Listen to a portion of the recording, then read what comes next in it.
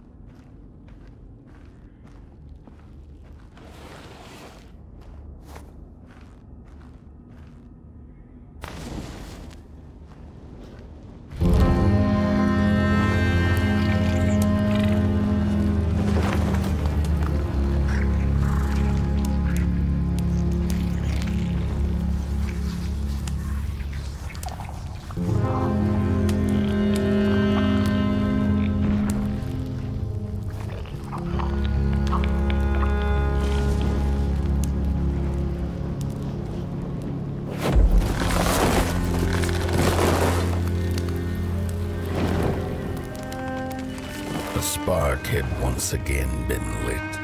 It was told that for the being who kept fire in their heart, all darkness would vanish. Nevertheless, this long night seemed endless and fraught with perils.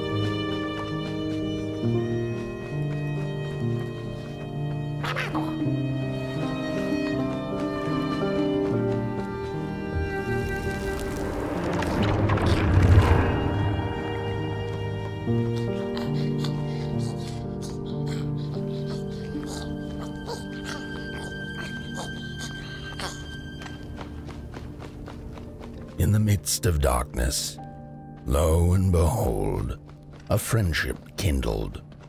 The fire that spread with it seemed so small against the vast night sky, small and flickering, but defiant.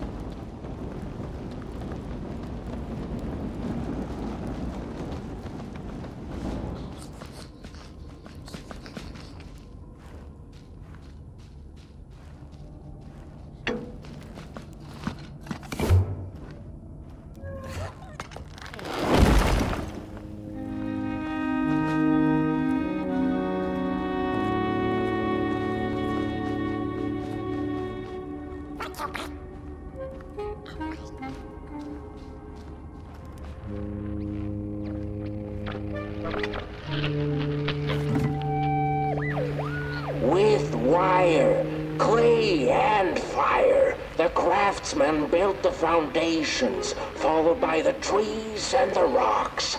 And after them came little houses for us tiny ones to cower in. For existence was so big, so vast, that without a roof above one's head, one could have fallen straight into the skies. And yet, with all that stuff, they didn't know what to do with us. So I reckon that's why they built the Midnight Walk. For us to wander, for lack of reason.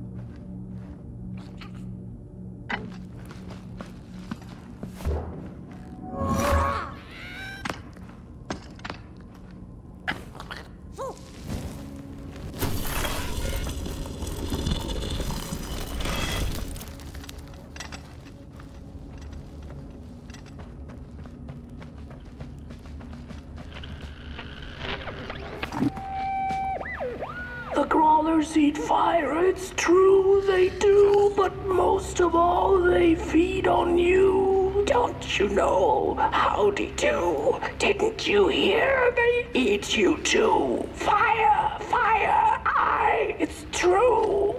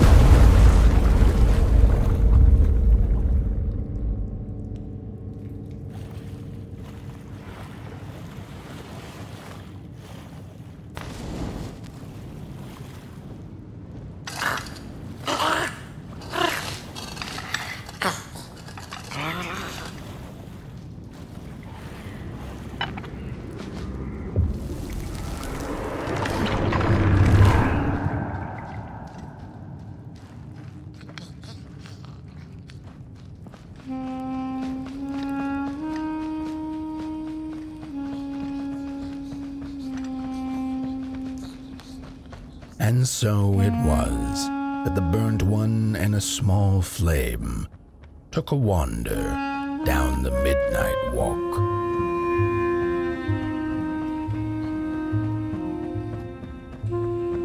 In the closing nights of this era, a wandering flame. How rare. A little pot boy. This is already the end. Your pot boy, the last ember of the work table that was. You are destined to carry this torch to Moon Mountain. It is inevitable. We must all partake. Your purpose burnt into clay. Your pot boy must spread his fire.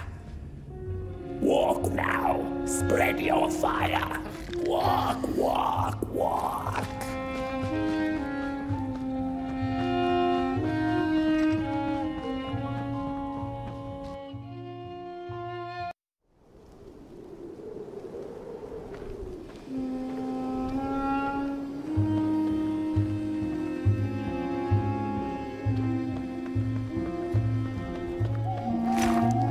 Whether they held or lacked reason, it didn't matter. When times were dark and winds blew cold, there wasn't much left to do, and it was quite enough to simply put one foot in front of the other.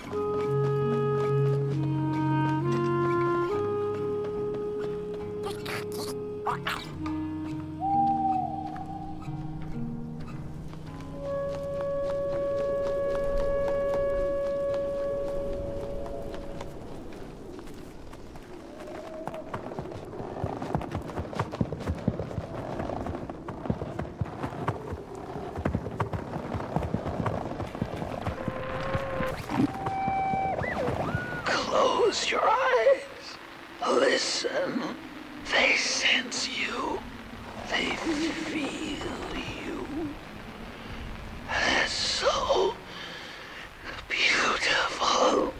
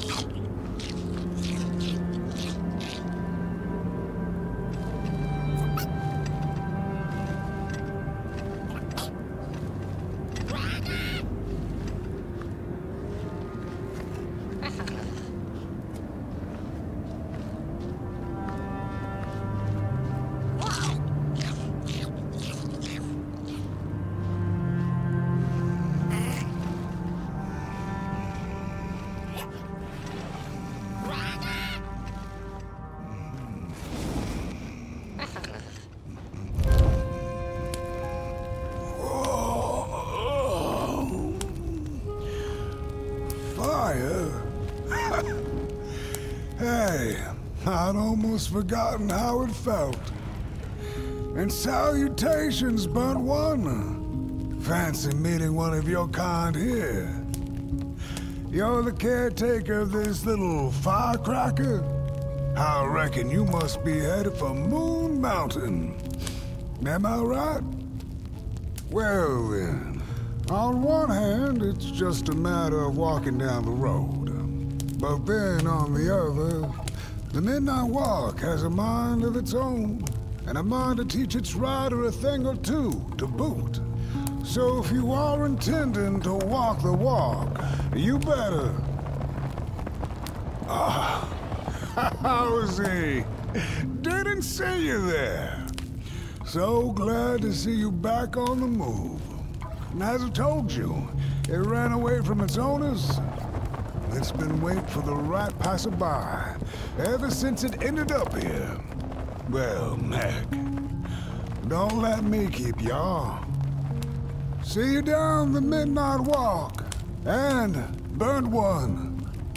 Wherever you end up this long night, keep that fire alive. It's really all that matters. Don't take my word for it. Just see for yourself.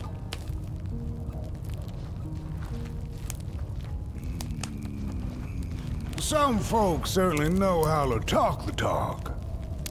What you lack in talk, Burnt One, I trust you make up for in walk.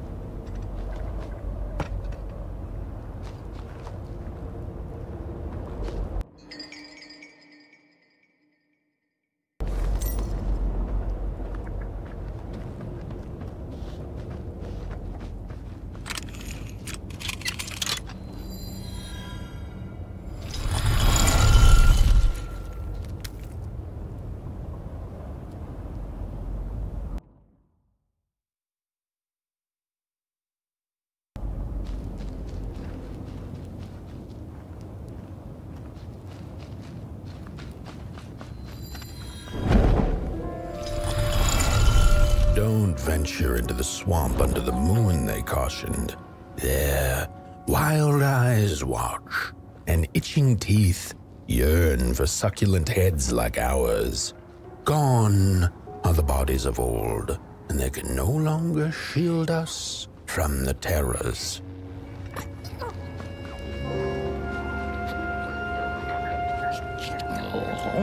Look at those two arms swinging around. Disgusting. We don't take kindly to somebody's walking around here with 2 feet.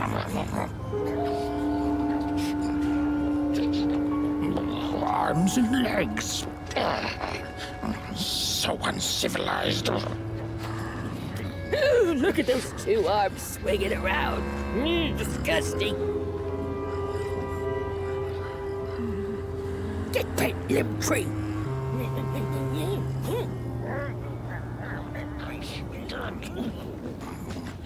Heads up. Nope, nope, nope, nope.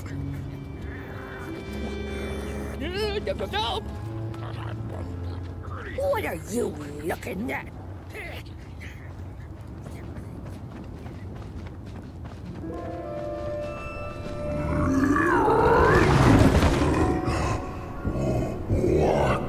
What is this? Somebody approaches Nobodyville? Your wretched limbs, an affront to nobodiness. Unless your fire can prove itself useful, there will be no passage for you, limb tree. Go away.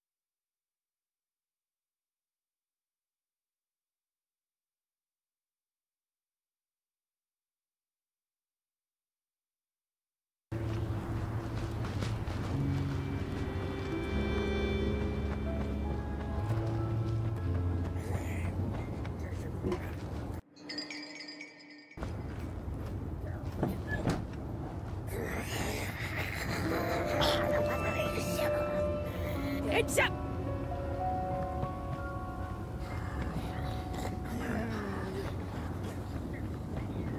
Oh, look at this fancy.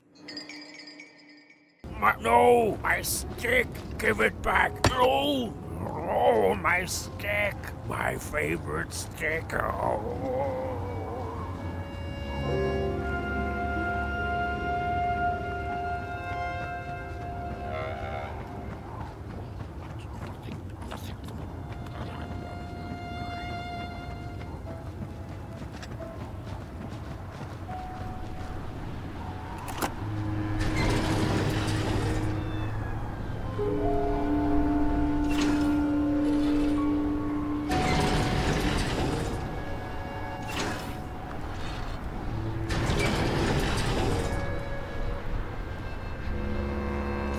If you like them all, then maybe.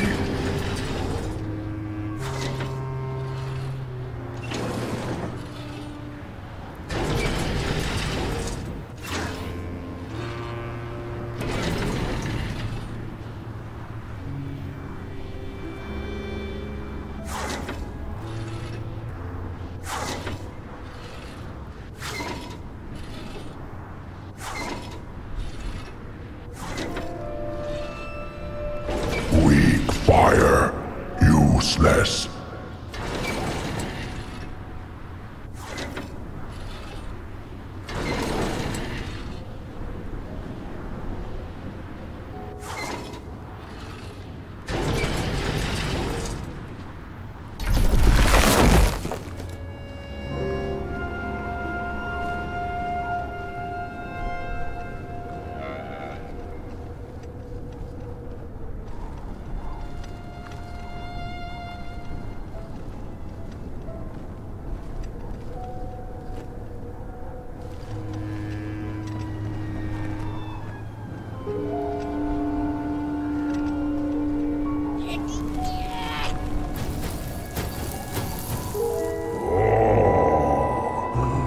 Candles have not been lit since before the great beheading. Now fire is back. Maybe fire can help us with our Molgrim problem. The headmaster will decide. Enter, then.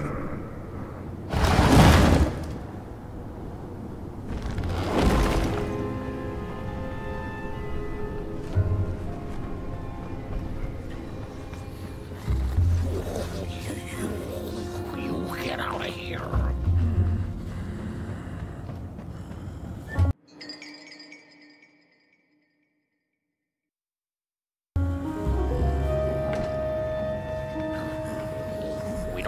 kindly that somebody's walking around here with 2 feet.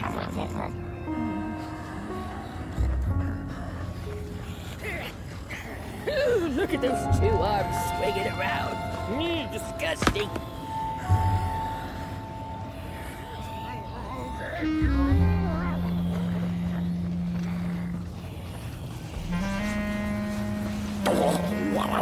What do you think you're doing here? You can't be here. You shouldn't be.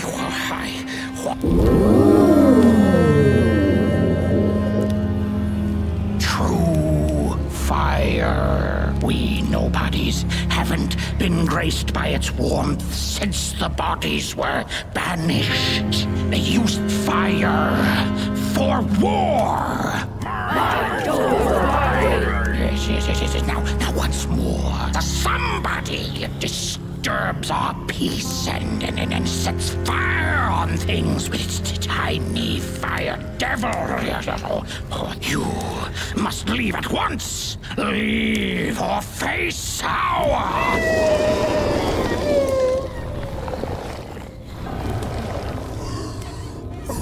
It's the mold! Grab it!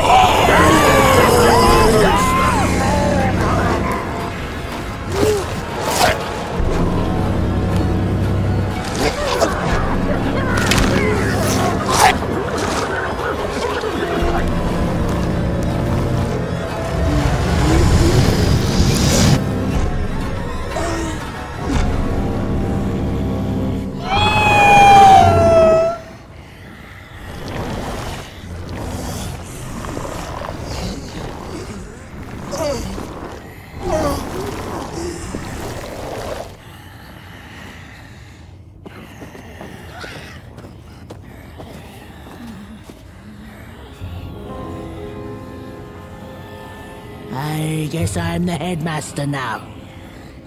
As you've observed with your own head globes, we have a problem.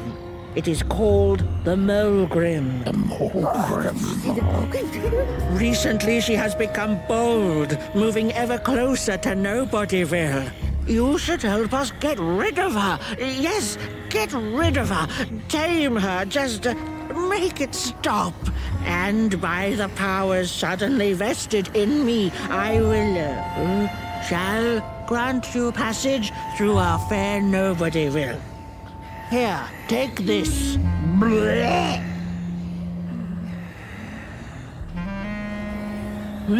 Now, go do the quest. Meet the problem head on. Tame the Mulgrim, and we will, I shall graciously let you pass through Nobodyville.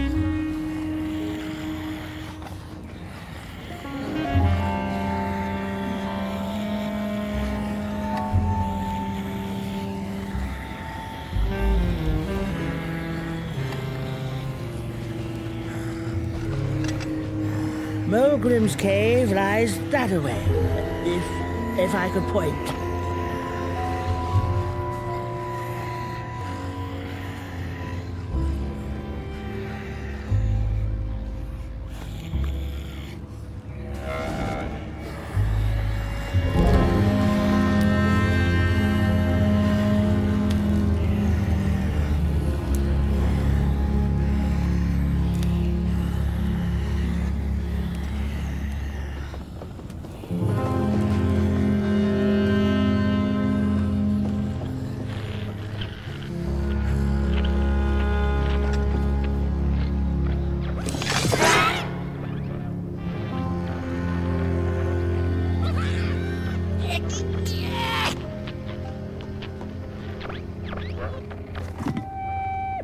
Mind over body! Mind over body! Mind over body!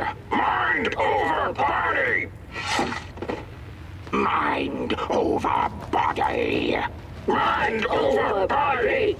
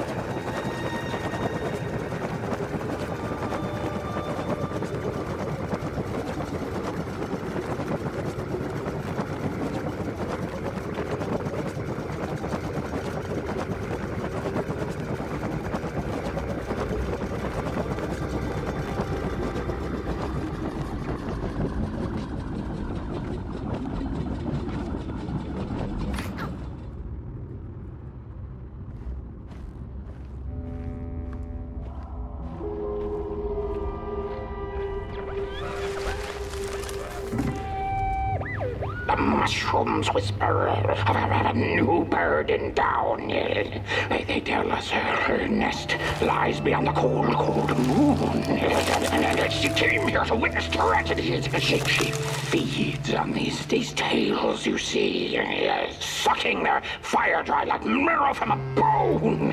Her eyes are on us now. Like a vulture she waits, knowing that we somebodies are about to tear each other apart.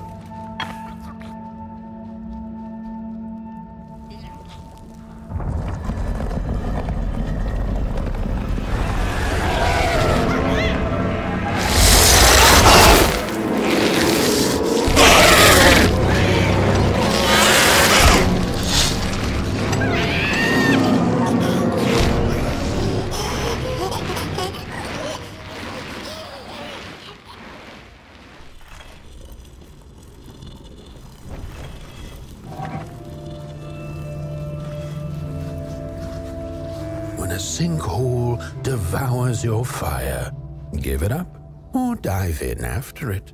An old swamp saying.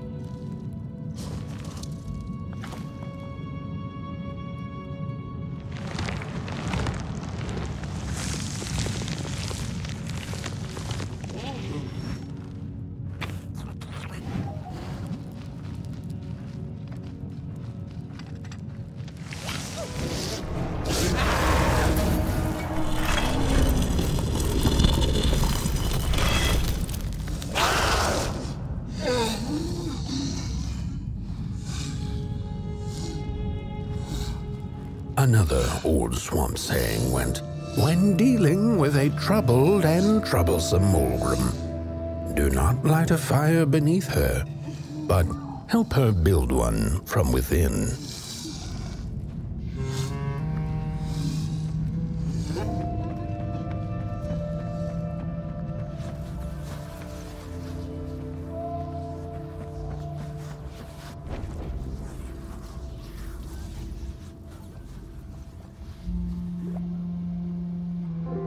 Oh, my neck hearkens the anguished howls of the Mulgrim, and the bitter patter of feet.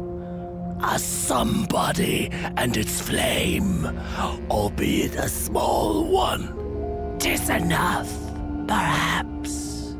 The Mulgrim's precious shards, they must be returned to her lair, to her cauldron. Only then may the cleansing fire burn.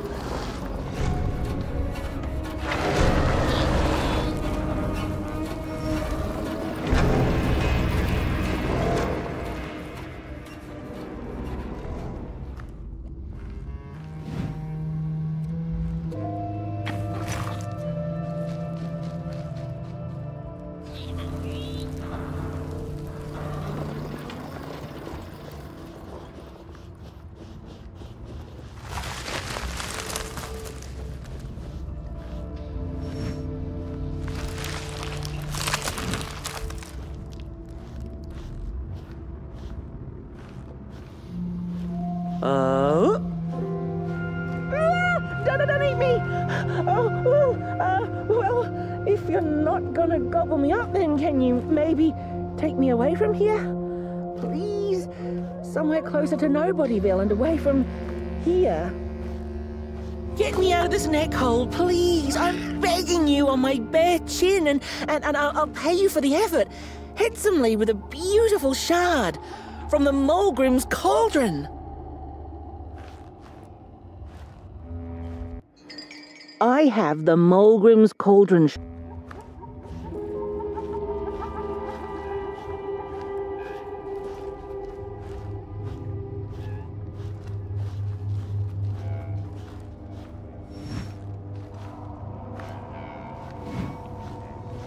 Look out!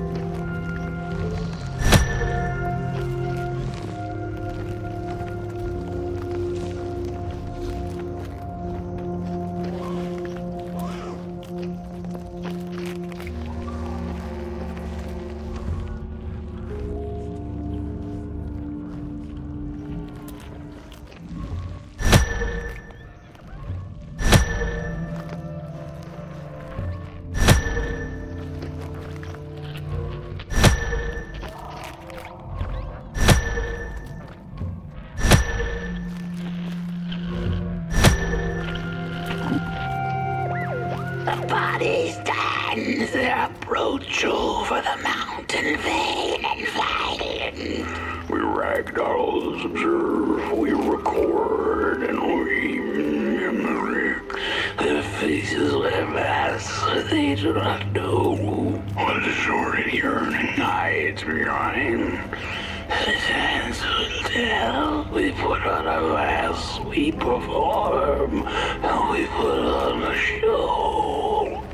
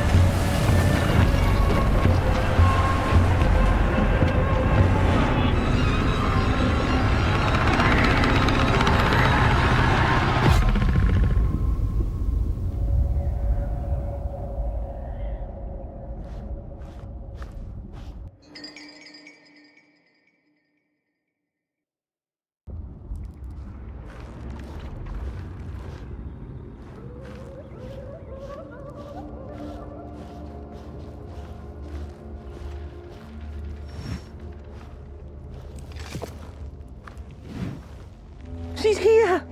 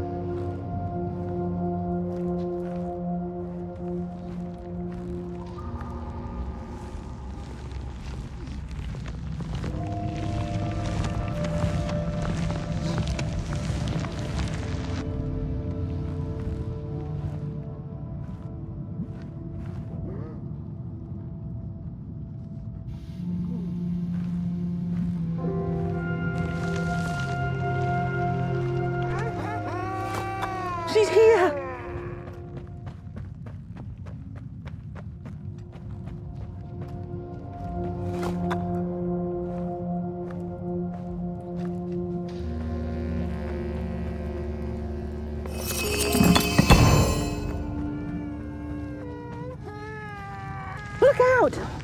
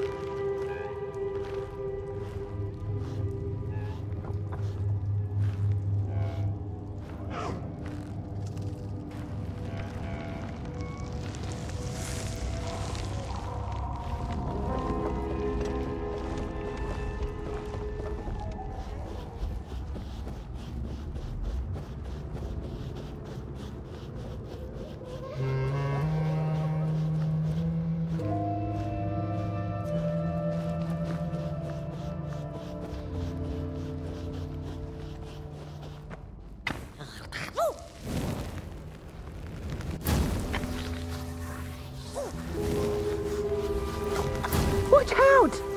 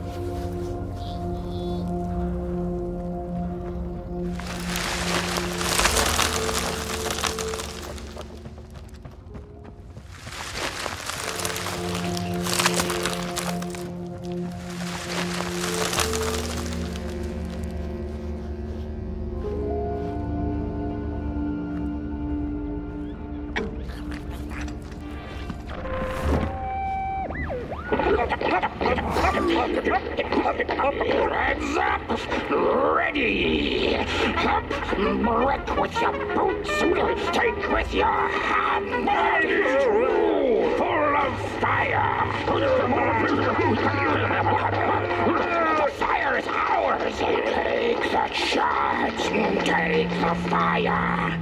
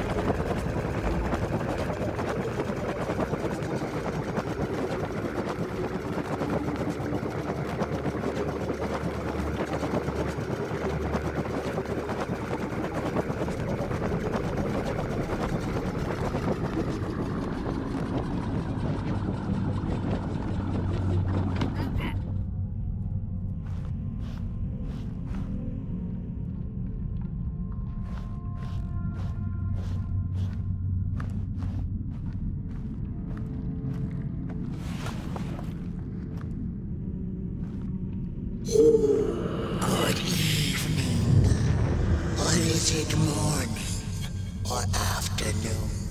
Hard to tell without a sun, isn't it? No, it is most certainly night, or moonbirds hooting wouldn't make sense at all. Speaking of sense, will you help an old bird find some in this story? Fire up these dusty murals in the right order, and you will receive a present, a little gift, yes. Bring the fire to the story.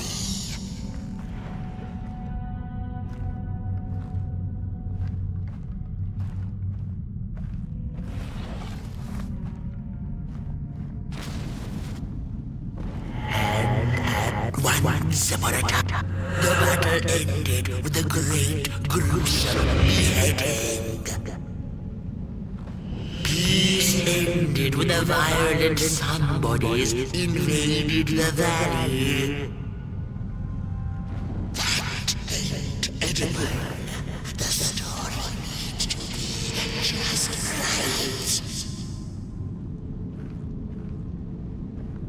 Once upon a time, the Mogrims lived in peace.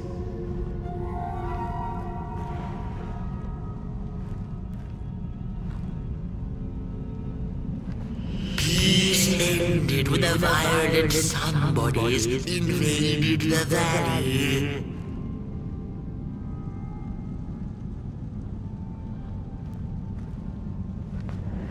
The valley was taken, but then began the battle of the bodies.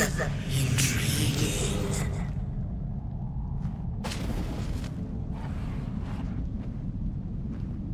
The battle ended with a great, gruesome beheading.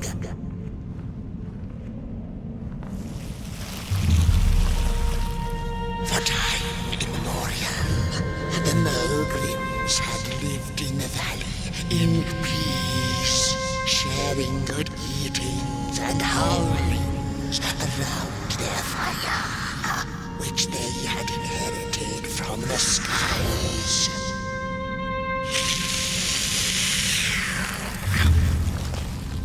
Then one terrible night came the violent somebodies. They hunted the Mogrims for sport for themselves.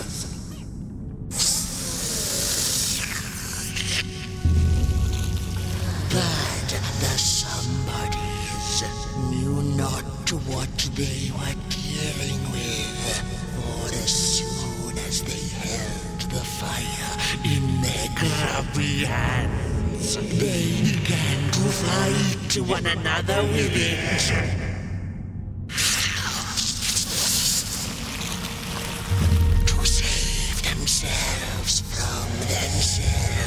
The cunning heads turned on their bodies and organized a great meeting. And so it was that somebodies became nobodies, and the bodies were exiled. A time of peace would ensue, or so the headlings thought.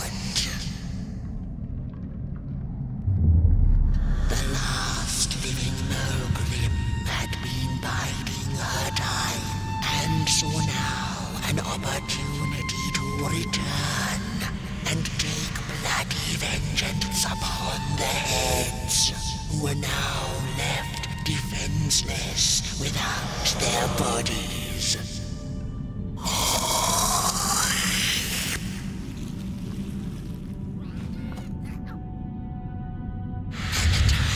The Mogrim begins anew, a storied meal indeed.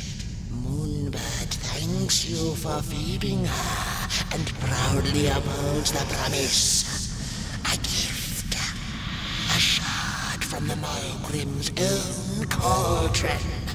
It looked so shiny in the moonlight. Moonbird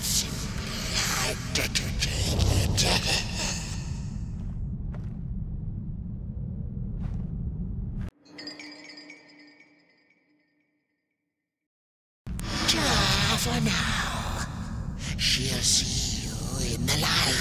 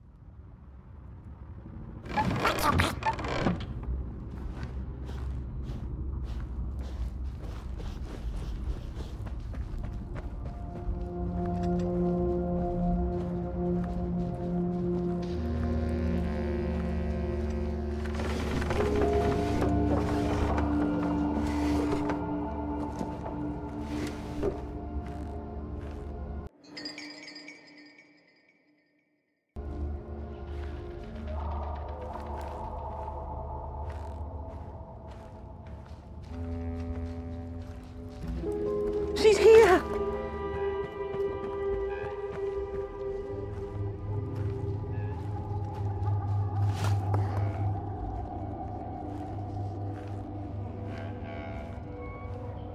She sees us.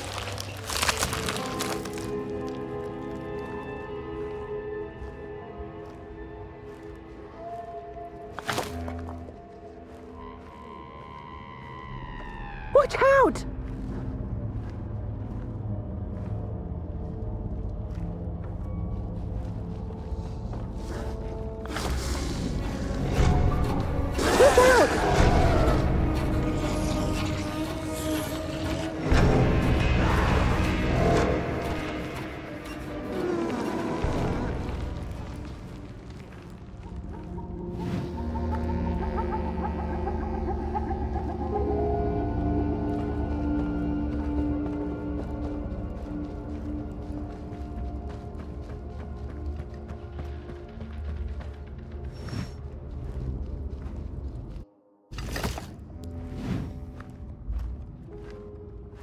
Phew, thanks for saving my neck. And I think I have a reward for you. A real treasure.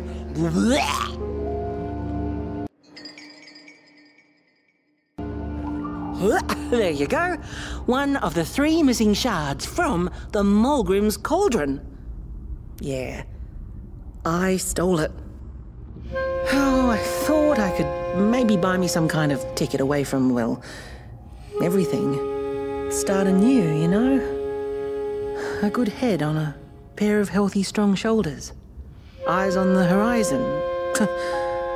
Gosh, the horizon. Do you know I haven't seen it once since I lost my body?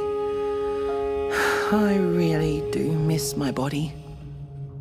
It's a real shame when you think about it, you know? The things that we do to ourselves, to one another.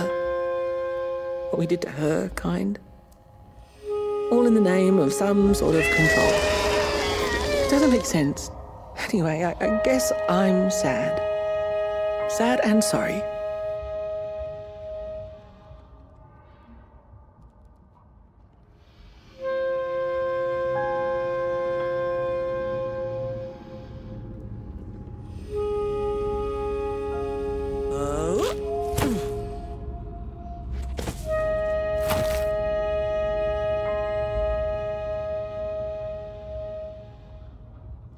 Hey, thanks. You're a great listener. You know that? Just take care of that shard now and maybe put it back where it belongs and... yeah. Goodbye. The ragdoll's whisper of one shard kept by the dark itself. Another was stolen by the greedy moonbird up in the hilltops. The last one, perhaps the cowardly head knows.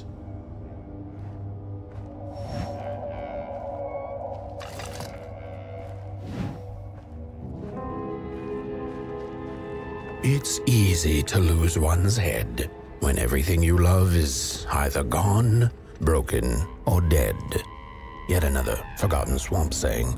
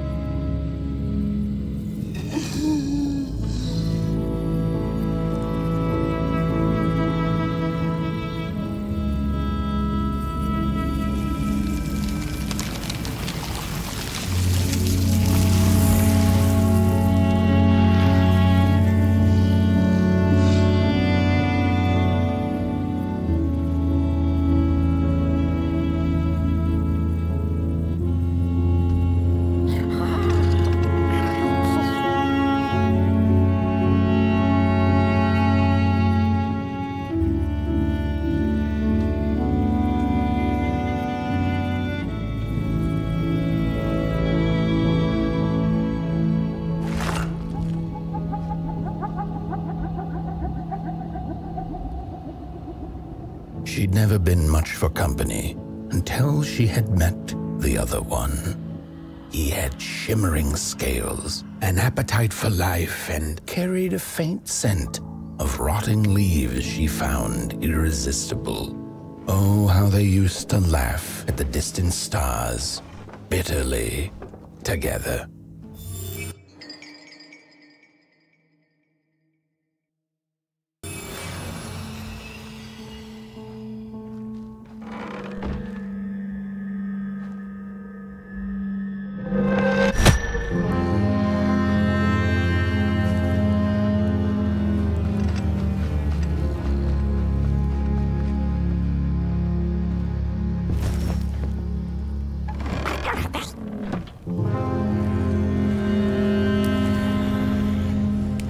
The howls of the Mulgrim have gone with the wind, and our headaches settled into gentle throbbing.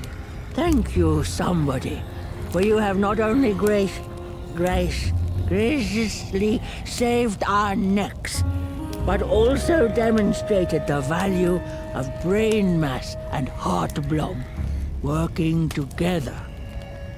Could it be time for the bodies to return?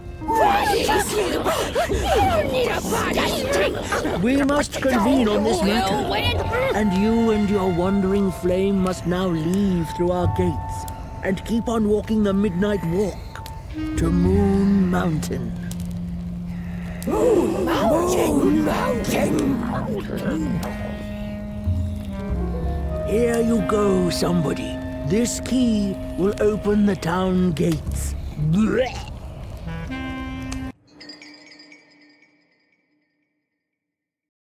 The mountain once again beckons, and the call is answered.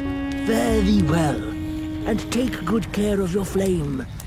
The dark itself is hungry.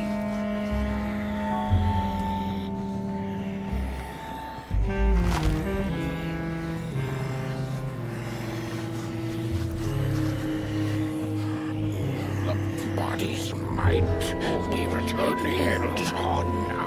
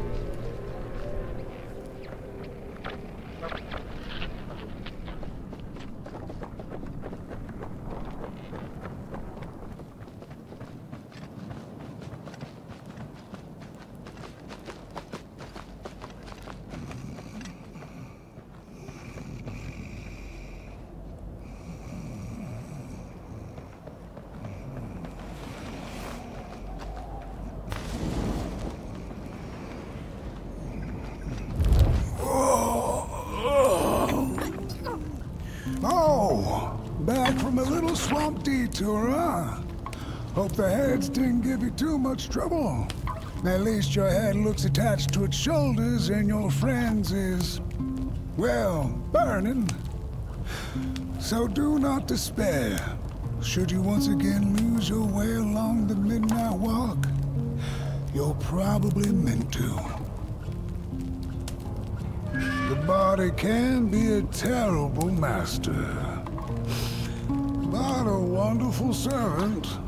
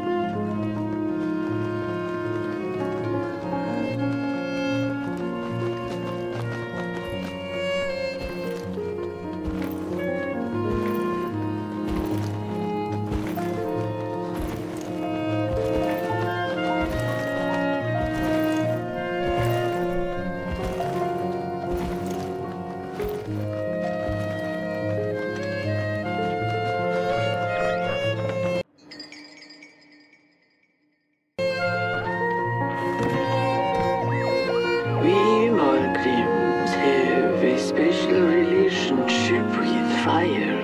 We do not cook over it. We do not shed tales around it. We care not for its warmth. Ours is a different connection entirely. Fire is our window to truth and into the world beyond clay, to which we must return. We are noble beings, bringers of bugs, slime, and mushrooms to help decompose the old and to bring about the new.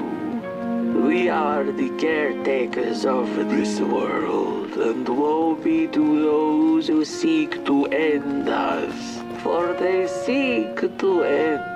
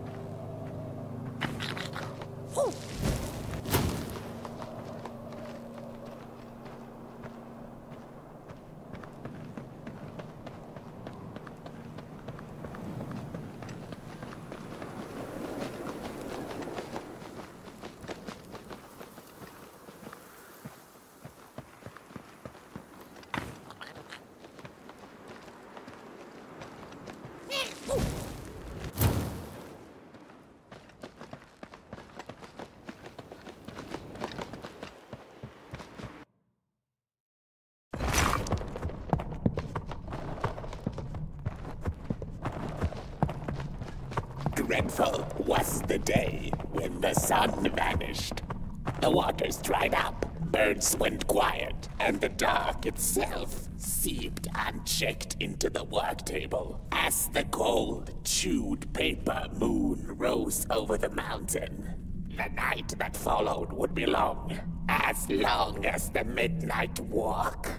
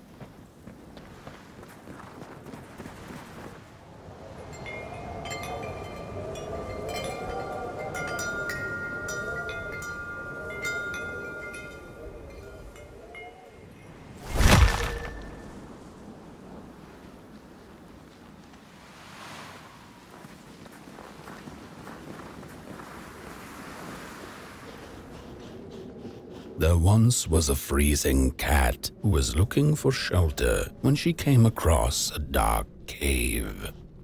"Step into my abode," offered the dark. "It will warm you if you surrender your wants."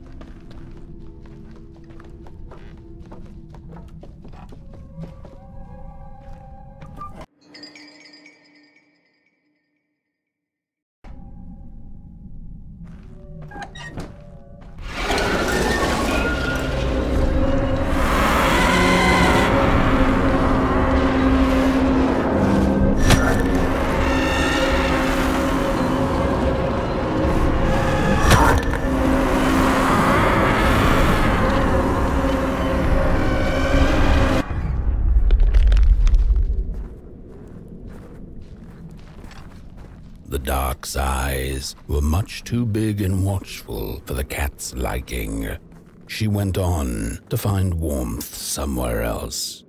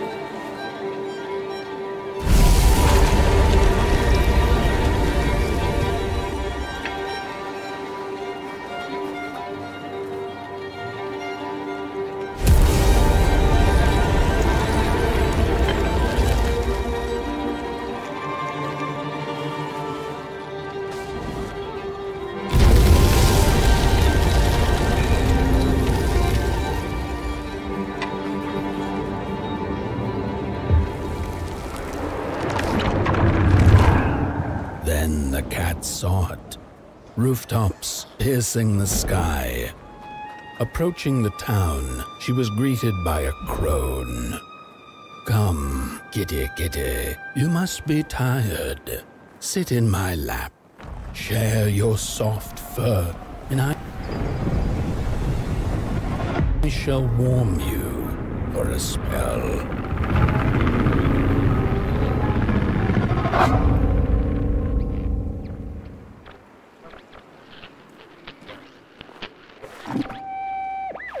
Hello, Mother. The well said to give it a match, so you and I could talk again. I hope this works, because that was my last one, and well, it's cold now. But it doesn't matter. We can finally talk after everything. So, how are you? Do they have fire where you are? Not the hellish kind, I hope. Is Father there too? I think you should talk to him again. I know it doesn't seem like it, but I know he loves you still. I love you. Still. I can't feel my hands. I can't feel anything.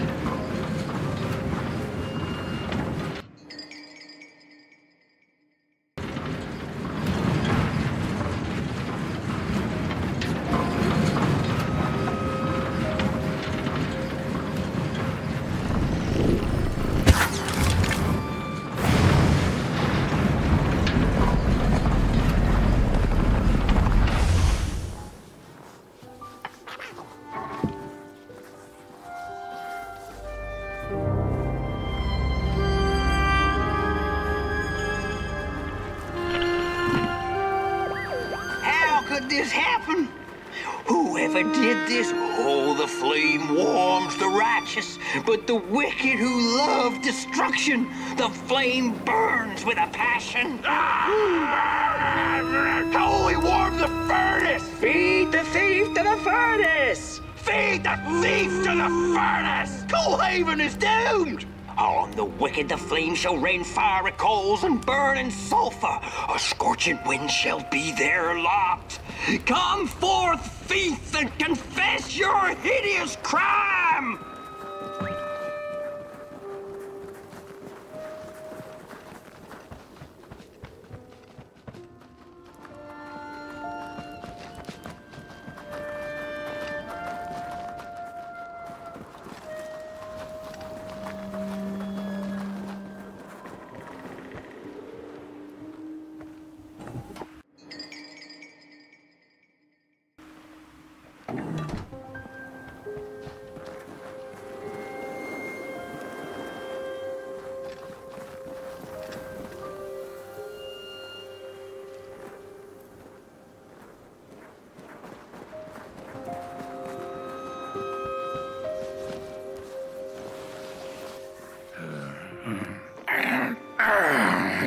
Welcome to Coalhaven, newcomer.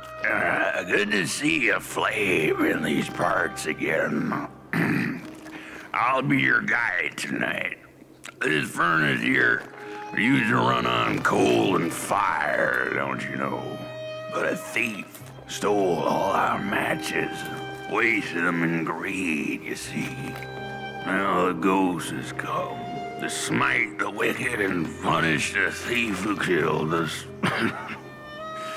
Well, I guess that's it. That's a tour on the house. There's a bone right there in the snow. That ain't no place for a bone.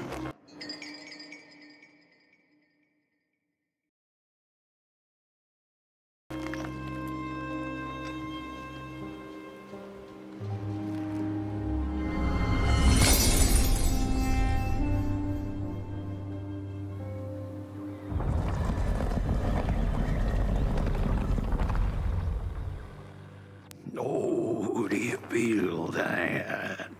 Something's changing. That furnace was the soul of the city. We used to worship it, us coal miners did. Fed it trees and fire like it was a hungry, angry god. This broken body's going nowhere, but yours is. Walk the streets. Listen, just don't believe everything I have to say. But the day of the dark shall come in the guise of a thief, in which the stars shall quietly pass away, while the houses shall be destroyed with intense heat, and the earth and its works burned up. The cat didn't like the crone's crude pettings. Her hands tugged at her fur. Now, rest still, the crone said, as she pulled out a crooked knife.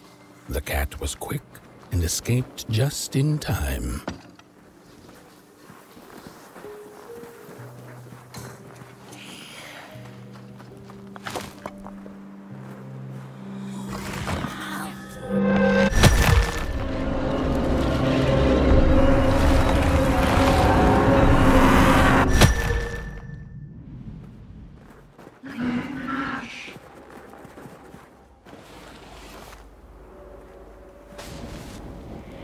Listen for the bone.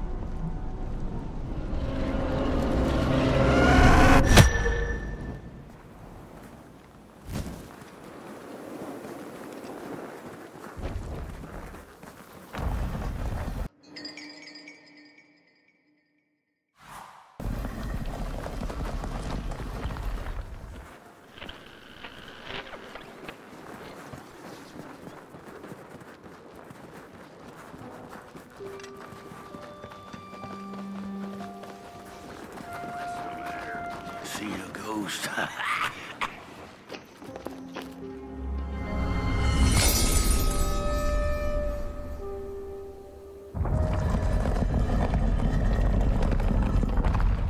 The thief loved the stars. Would have plucked them out of the sky if it were possible.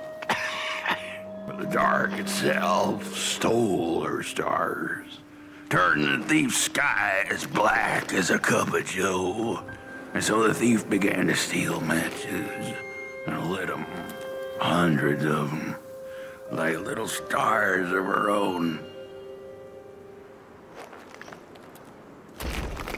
The crooked path to the house on the hill lies open. You hear the scream.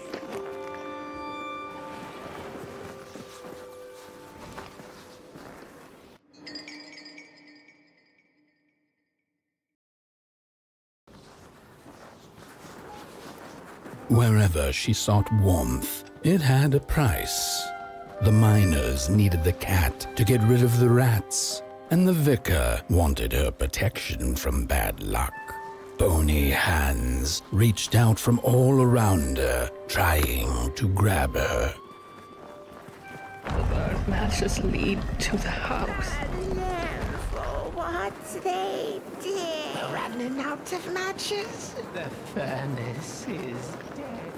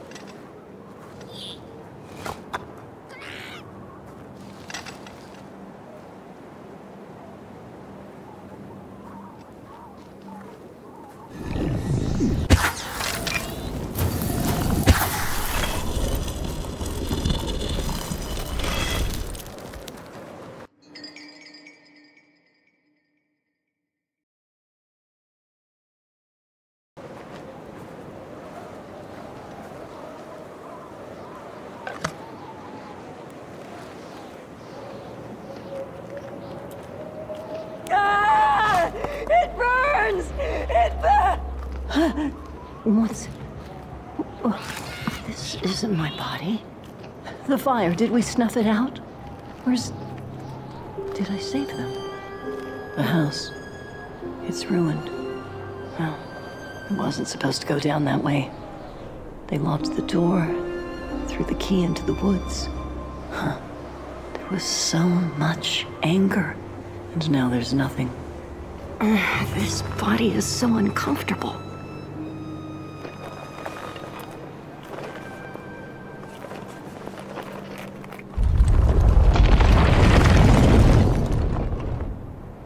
While I was in the black, I had a dream.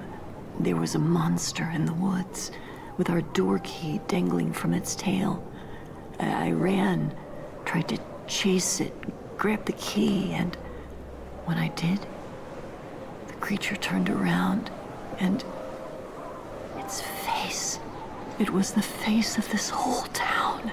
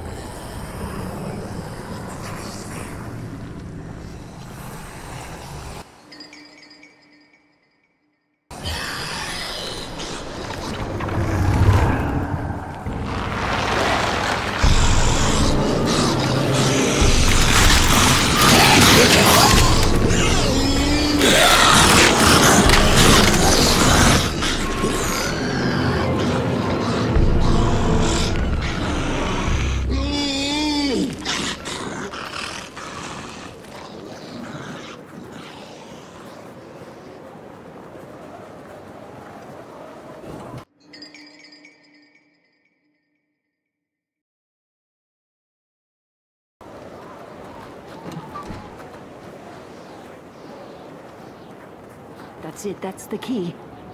Unlock the door. Please. I want to see my home again.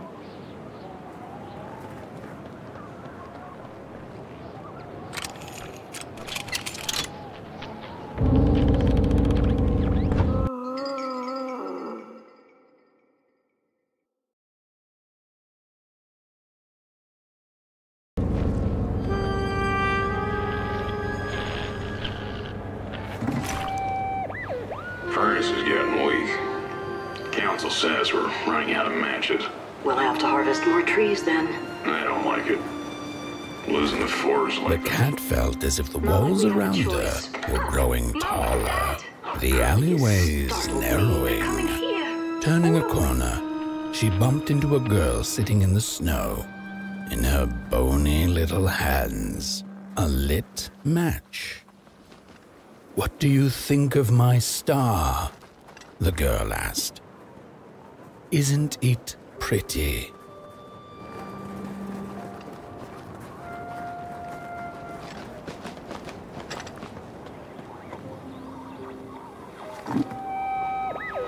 Furnace is getting weak. Council says we're running out of matches. We'll have to harvest more trees then. I don't like it. Losing the force like this. Not like we have a choice. Mom, Dad! Oh, girl, you startled me. They're coming here. All of them. What's that you're holding? It's just a match.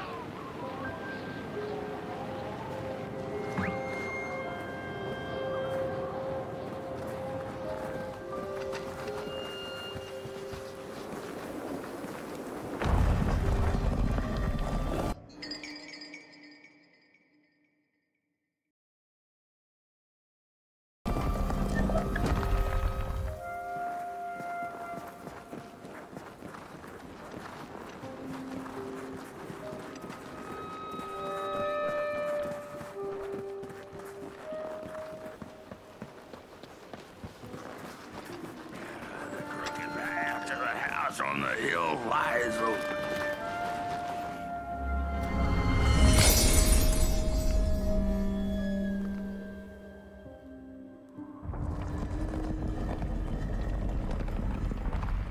With no matches left, we couldn't light the furnace, and the thief paid a terrible price for her burning greed. As the furnace died, one by one, so did we. But before we perished, the dark itself moved into our hollow husk, turning us cold and wicked. If I had a heart, I'd feel great shame for what we did. I'd feel great shame for what we did. The old man feels it too. Should have been long dead with the rest. He just wasn't ready to go.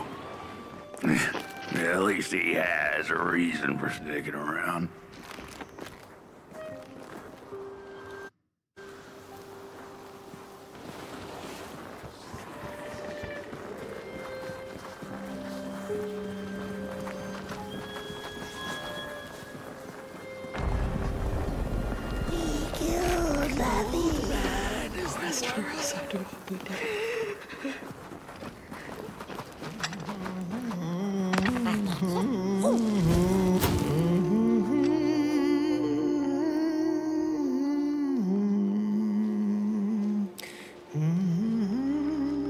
Oh, that voice.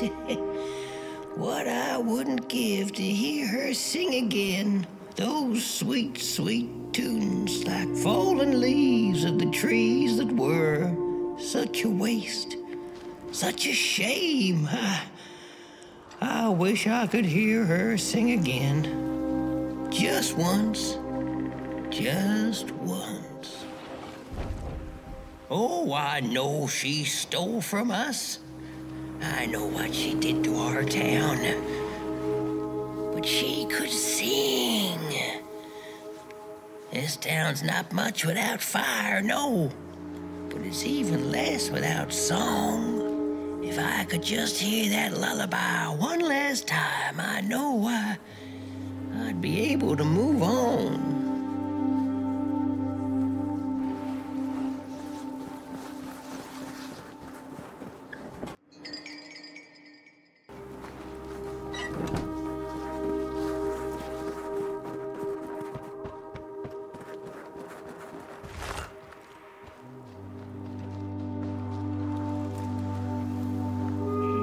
I ask, pray, beg for silence of the dead. But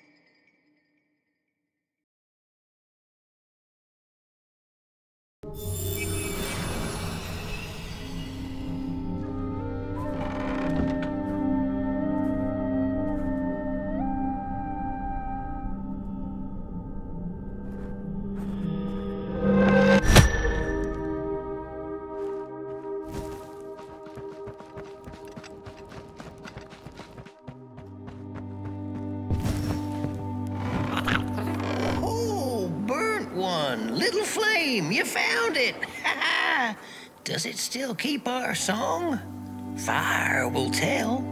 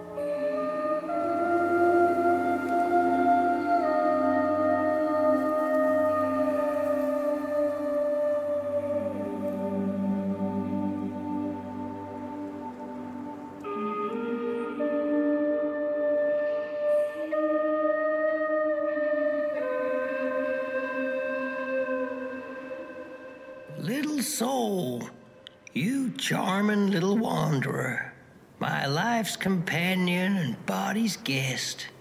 Where are you off to now? I don't know what I thought would happen. I feel a strange warmth, but just as coal runs deep in the earth, so is the shame a part of me, mine alone to bear.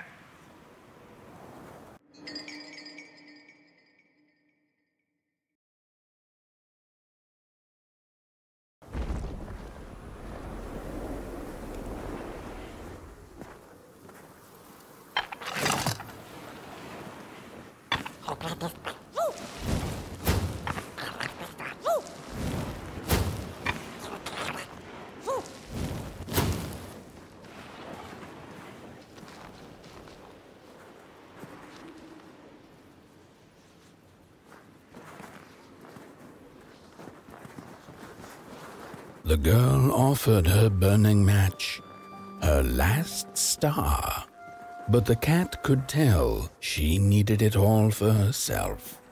Grateful for her unconditional kindness, the cat left her to her ghosts. There are many bones out there, you know. Little keys, little keys.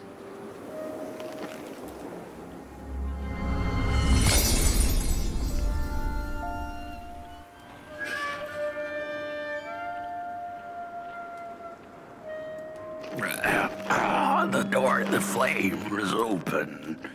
It's already there. You just haven't lit it yet. Now, if you don't mind, a little spark. And just maybe we'll be able to die for real this time. In life, I didn't mind a little loneliness, but this is the worst. The furnace longs to burn once more.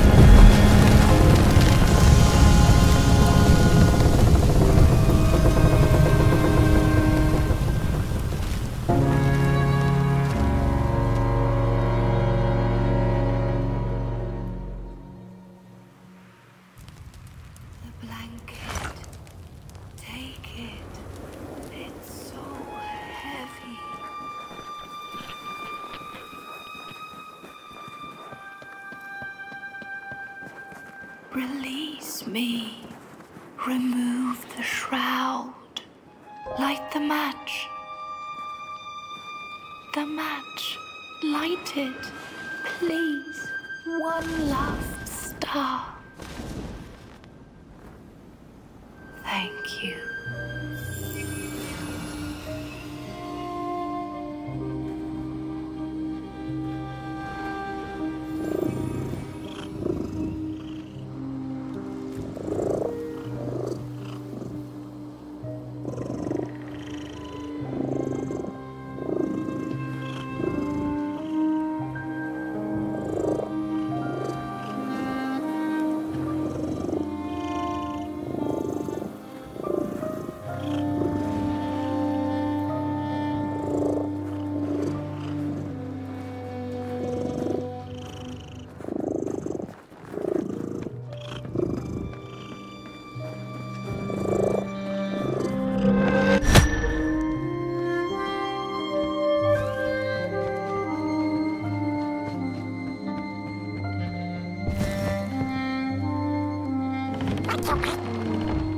The cat finally settled in front of a giant, burning furnace. In its bright flames, she could glimpse a dark future. This did not matter to her, for now she was eternally warm and at peace.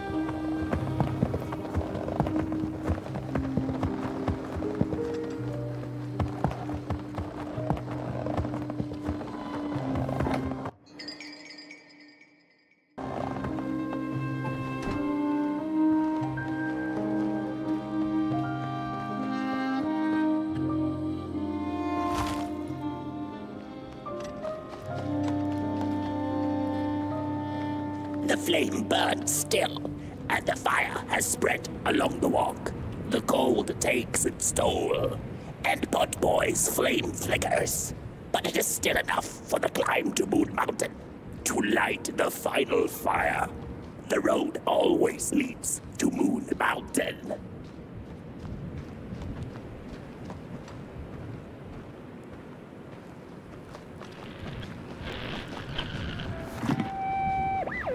There's a fella who watches over the midnight walk, pointy hat and hollow gaze. He's been around longer than you or I. Some say he was one of the first sculptures to have breath.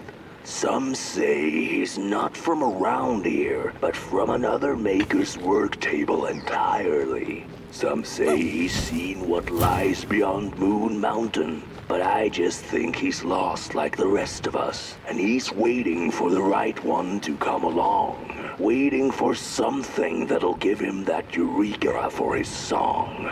He keeps his banjo by his side, but he never plays it. Strange, but he's in no hurry. He's got all the time in the world.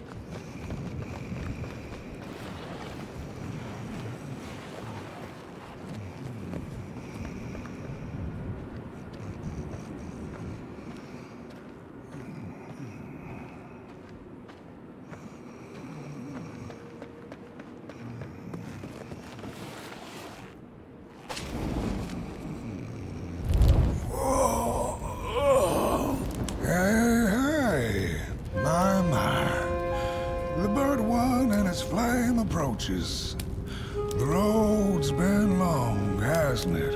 And it just keeps on going, don't it? Why don't you rest here for a spell?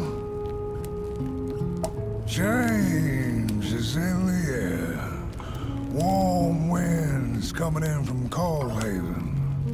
I trust you're not pushing that little flame of yours too hard. He is mighty, no question about it. But between you and me, he still has a ways to go until Moon Mountain. Ah, heck, it ain't my place to tell you how to tend your flame. I'm sure you'll be fine.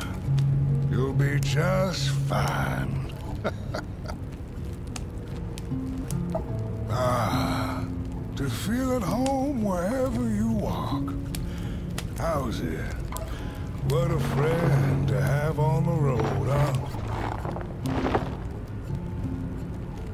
Now, there's an open door invitation, if I've ever seen one. Go on in, then. Get some rest. I'll keep watch.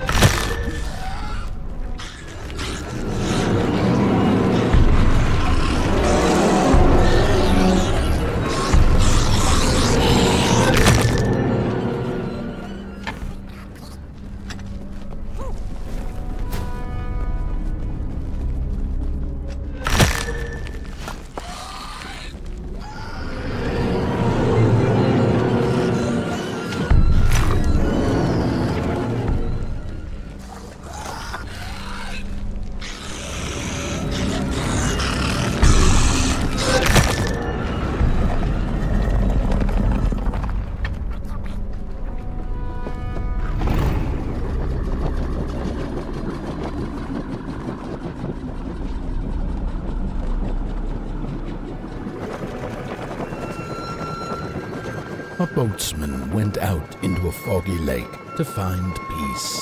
Then, out of nowhere, came another boat that bumped into his. He cursed whoever was on the other boat, but when the fog cleared, he discovered that it was, in fact, empty. These sarcophagi are molds, rebirthing the bodies of the burnt one. Failure after failure, they keep coming back. They lie dormant, and then they awake at an appropriate time, during times of dark, to perform a task. The taskmaster unknown, doom spelled on the flip side of a coin. Little dolls in a dollhouse made of matches.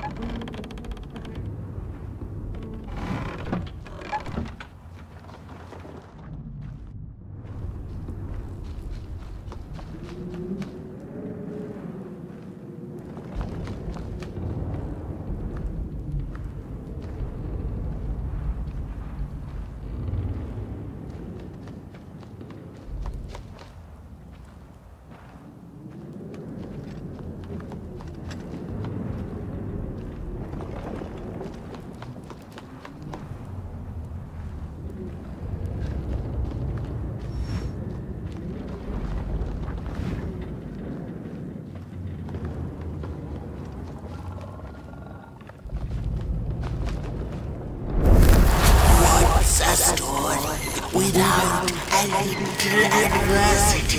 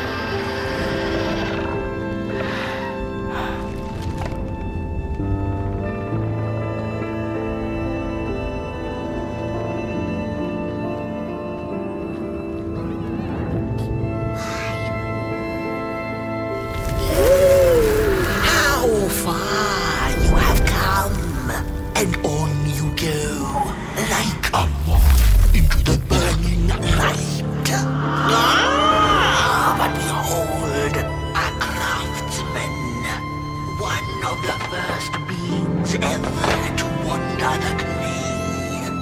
Like you, his heart is ashen, barren, yet ripe for tasty stories.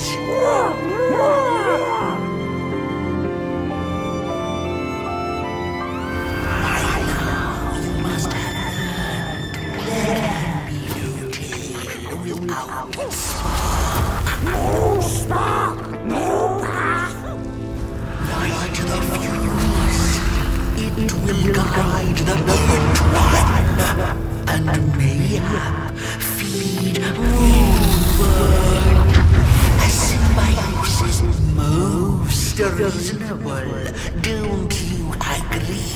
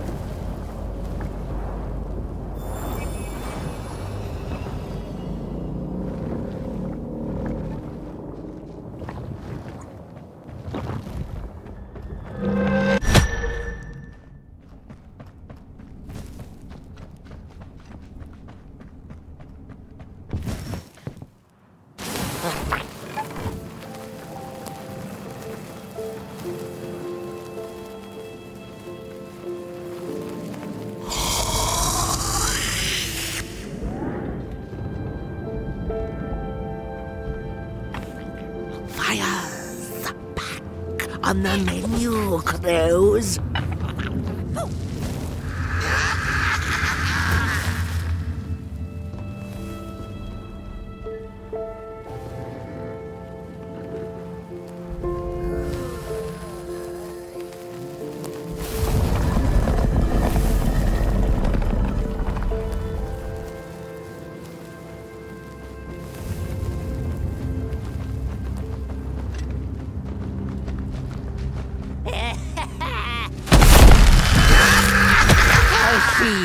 Not to crawl closer, Moonbird.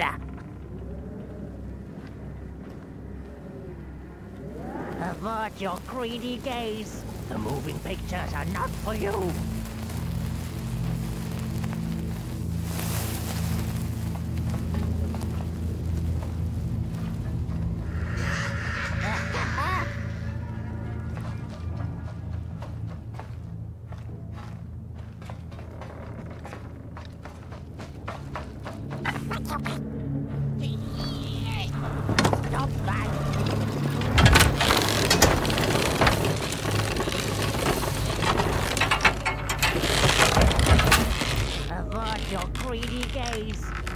Pictures are not for you.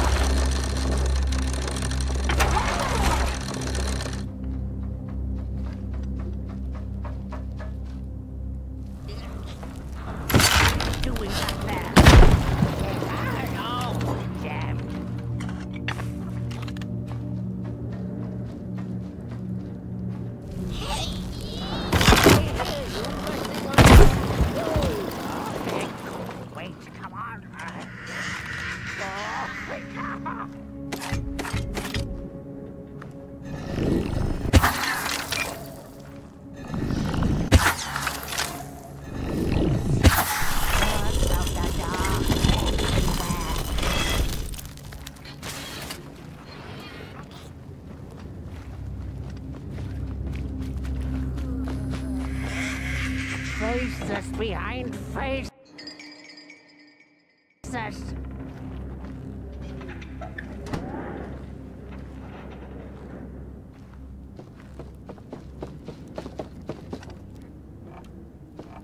I see you. Not a crawl closer, Moonbird. Ah, the pictures. They are moving again. Forbidden. It is forbidden. It is forbidden.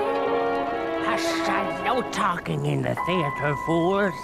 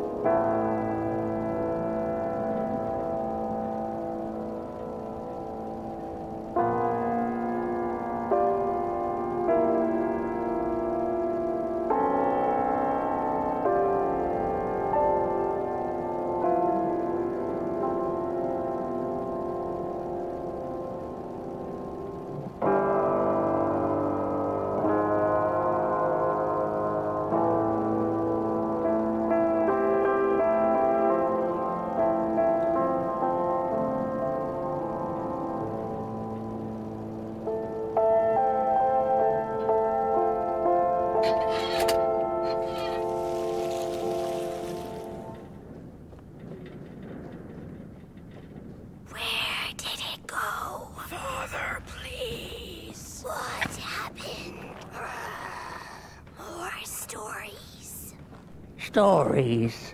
How I cherish them. Real as clay, as palpable as the midnight air. They're all we have left once the dark has taken the last campfire from us. The projectors tell a story of failure. The craftsman projects it onto his creations. He keeps building, building without love for his craft. He needs to see it.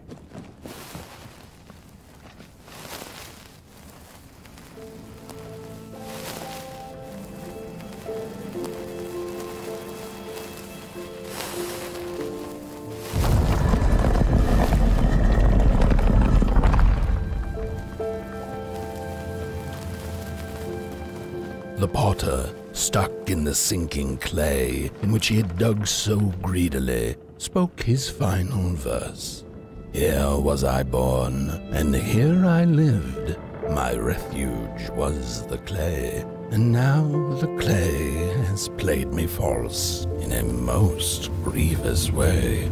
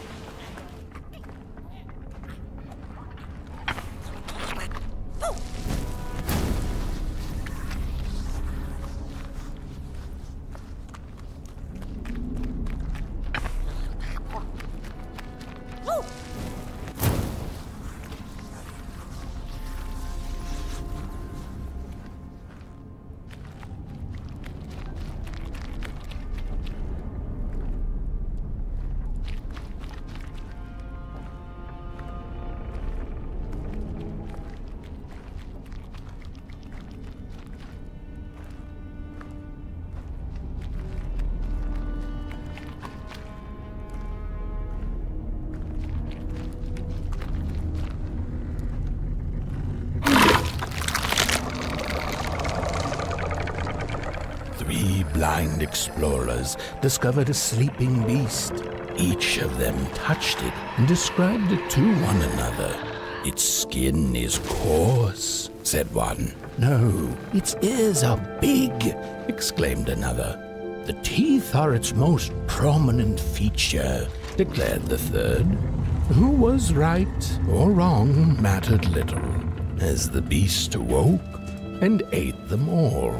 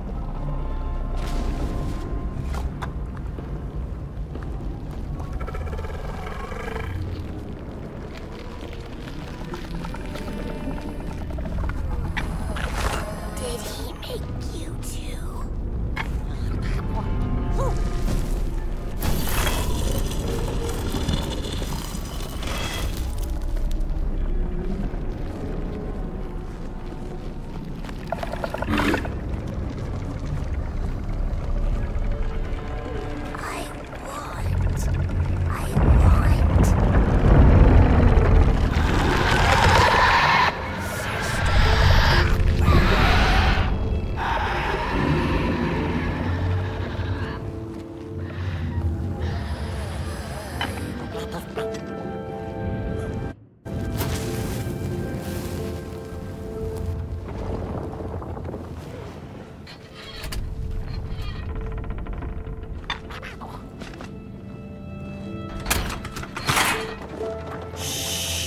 starting.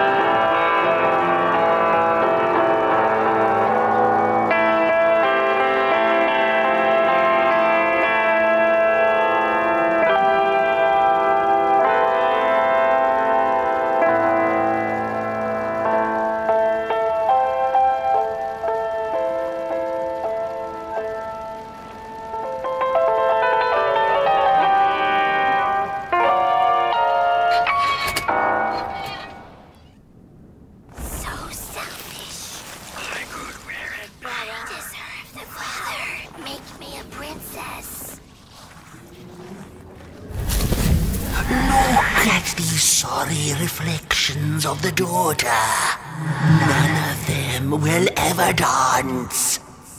Ever feel the warmth of their maker's heart.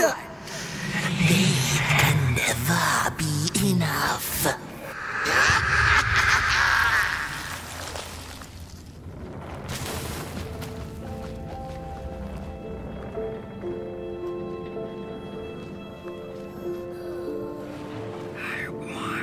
After years of searching for her son, the weaver was convinced she had lost him to the dark. One night, there came a knock upon the door. "It's your son," said a voice. "Please let me in."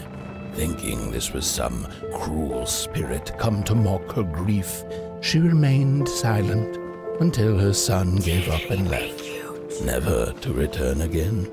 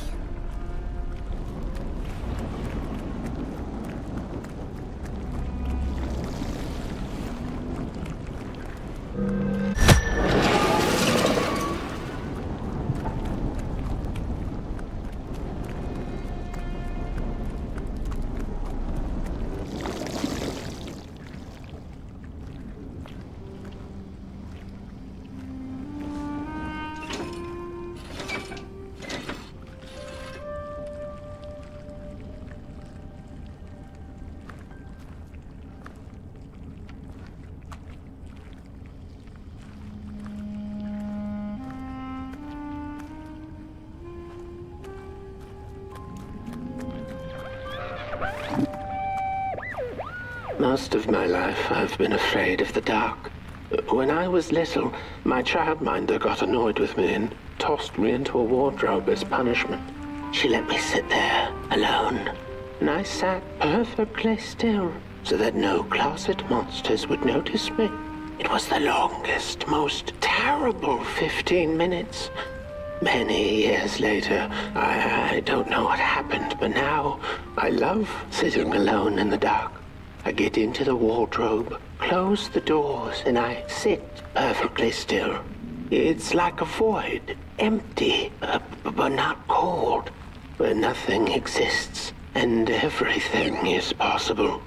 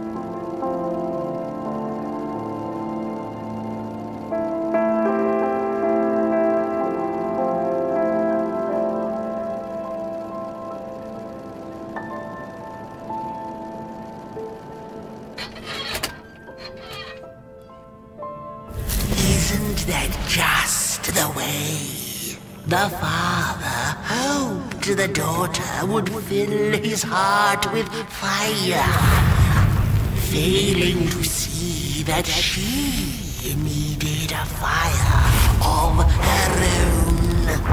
His princess danced away, and he stayed behind, cemented in his ancient doom.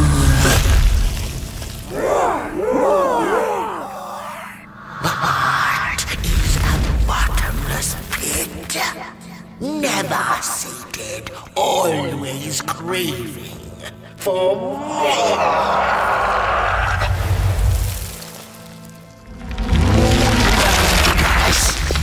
Enough! Keep on walking the midnight walk then. Don't run all the way to your infernal doom.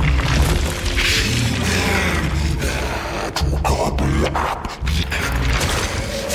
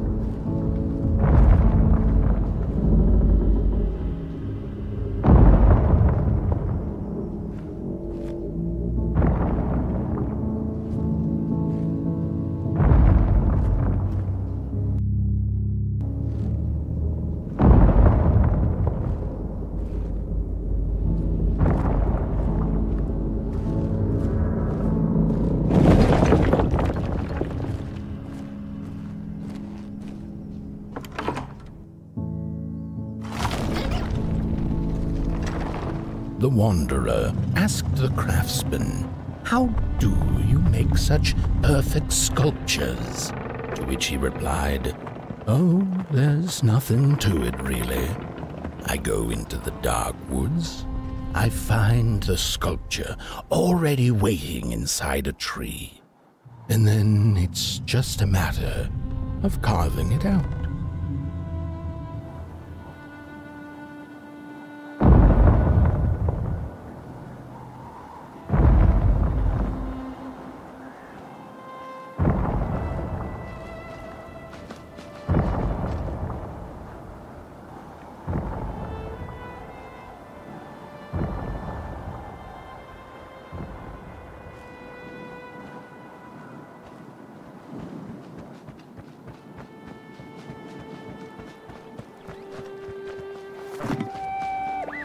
When I was a child, I exchanged letters with a monster in the woods. We were best pals, and we shared all our secrets with each other. One day, my sister told me that the monster wasn't real, that she'd written me all those letters to play a joke on me.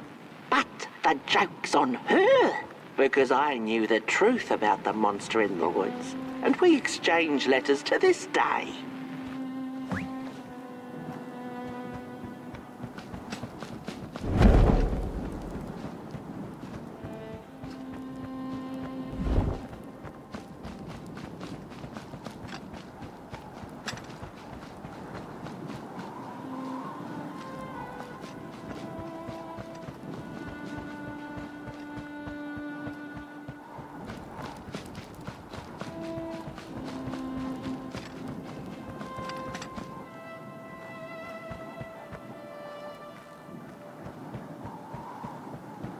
Hark! Not very far now. Not very far. The flame longs to be free. Caged, it cannot truly burn. How beautiful. How tantalizing. It is simply the way of fire. It is what it is.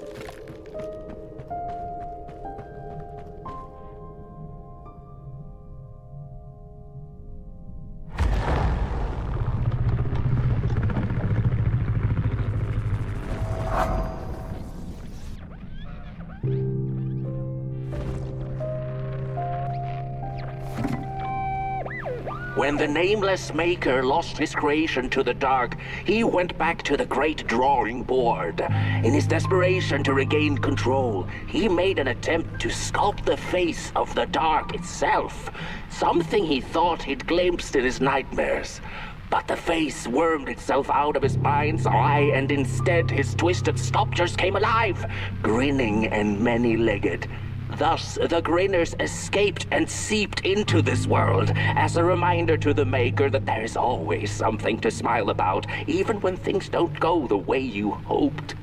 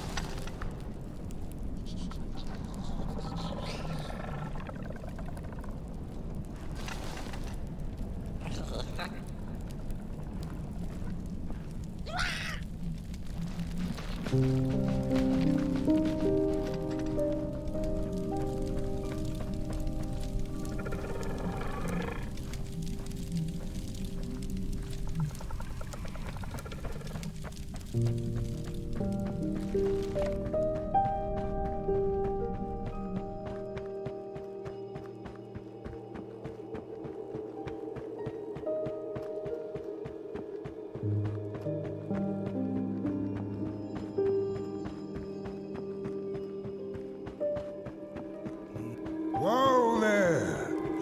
You look like you're about to move a mountain. That's what I get for trying to get in the way of a flame and its destination. Let him walk his walk. Ain't nothing gonna stop him now, looks like. Fairly well now, Burnt One. You're going to Moon Mountain, and that walk is for you alone. You have a tough decision ahead of you to make, just like the ones who came before. But they're all long gone. In the end, all there's left to follow is your own heart.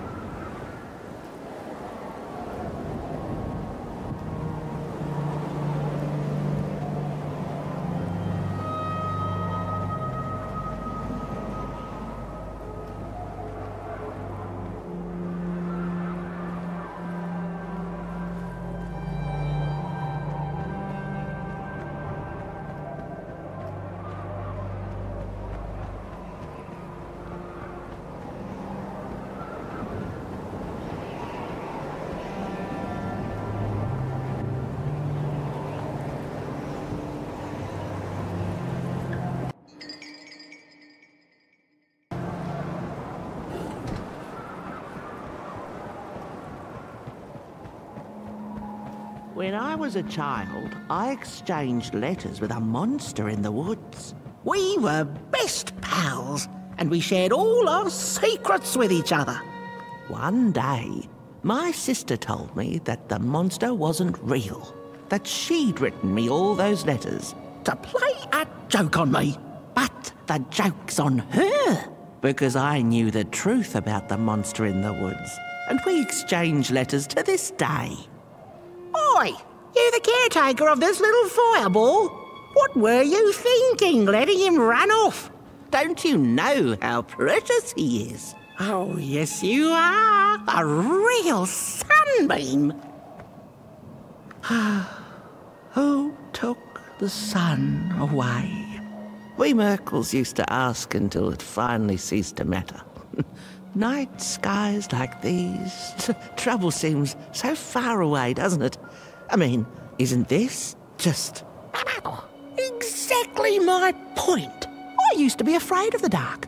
So much so that I became obsessed with these huge electric lamps left behind by the craftsmen of old. Couldn't pry myself away from them. I'd sleep outdoors and under their blinding radiance. One day, I woke up to the noise of quivering planks and nails. And would you believe it was my own house leaving me? It had gotten so restless it grew a pair of legs, took a name and went on a hike. Housey was its name, bless its soul.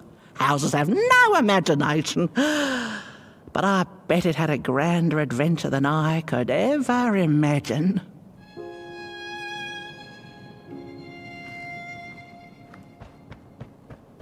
This little flame is your home, burnt one.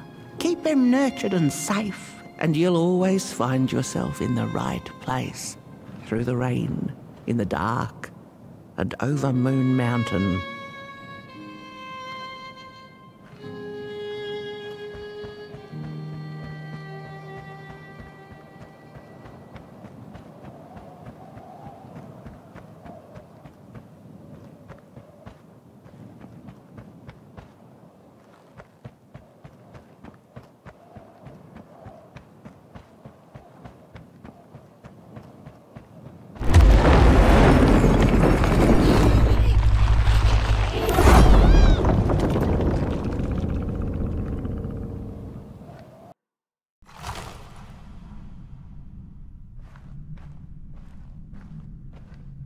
What is the dark? Is it ugly and cruel? Is it a place for monstrosities, for fools lost in the woods? A terrible void where all your nightmares come true.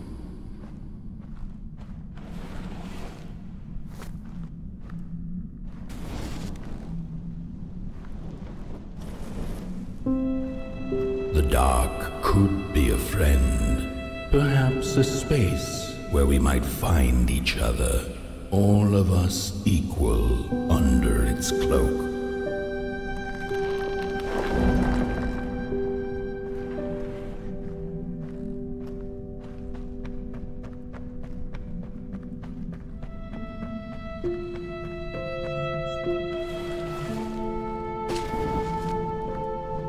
The dark could be an embrace and the release of the old, like taking off a tight shoe, laying bare one's feet, and taking a first step onto a new adventure.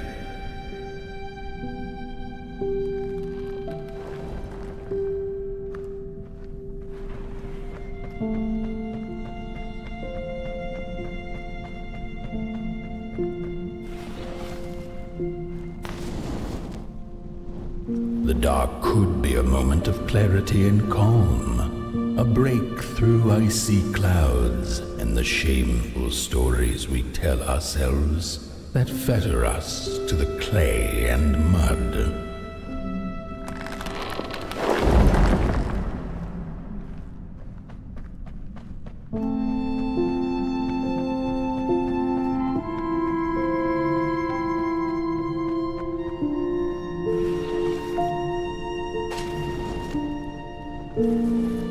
The dark could be the space and time that we need to recover from the death of a dream and the quiet promise of new beginnings waiting on the other side of grief.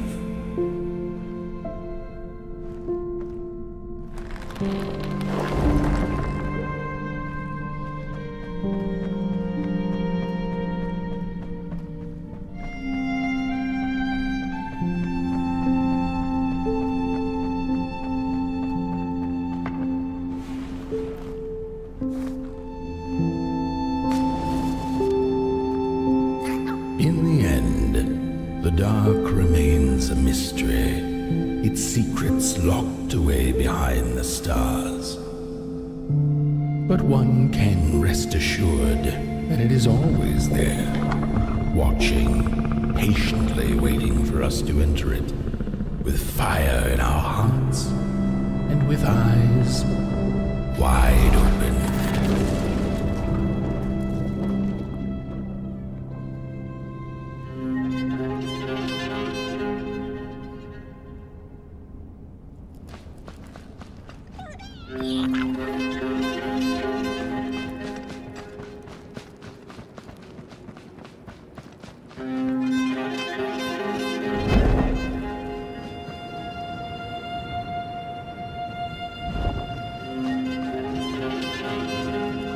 You've arrived. Hark! Your fire is dying, but the last embers will light the final fireplace and send your pot boy home. Can you do what you must? Naturally, you must. It is destined, and you will be loved and forgotten.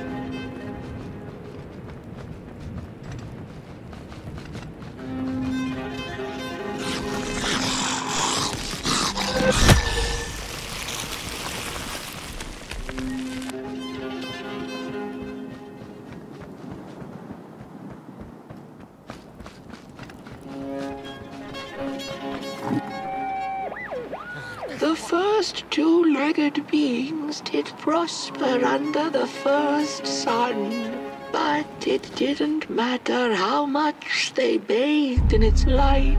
They craved more.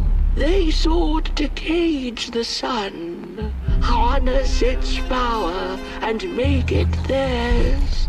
But the makers in their foresight had put the sun far, far away. So far that no creature could reach it. That's why, in their desperation, the two-legged ones began to collect matches, lighting them like minuscule suns of their own. But there are only so many matches in this world, and one day they'll run out, and they shall once again look to the sun.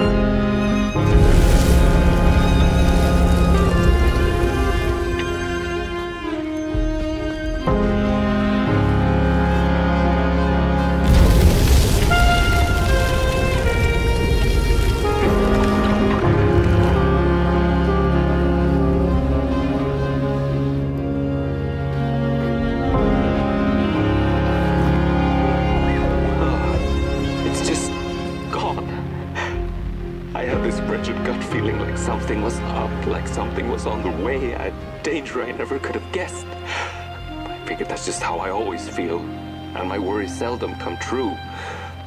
And now here I am, and I have been for some time now, and it just won't come back. I don't think it... While I had it, I didn't know what to do with it, how to care for it, enjoy it. But if I had it again tonight, I'd probably waste it all over again.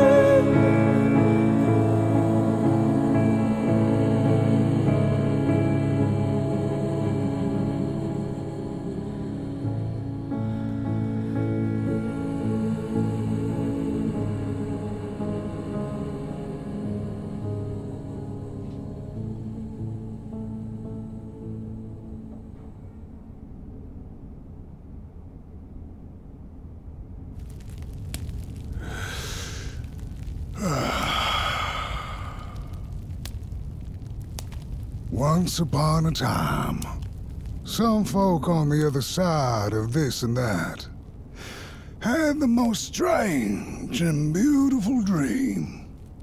I hope that tonight you caught a glimpse of it, and I wish you the levity and grace to smile in the darkest of times and on the way down your midnight walk.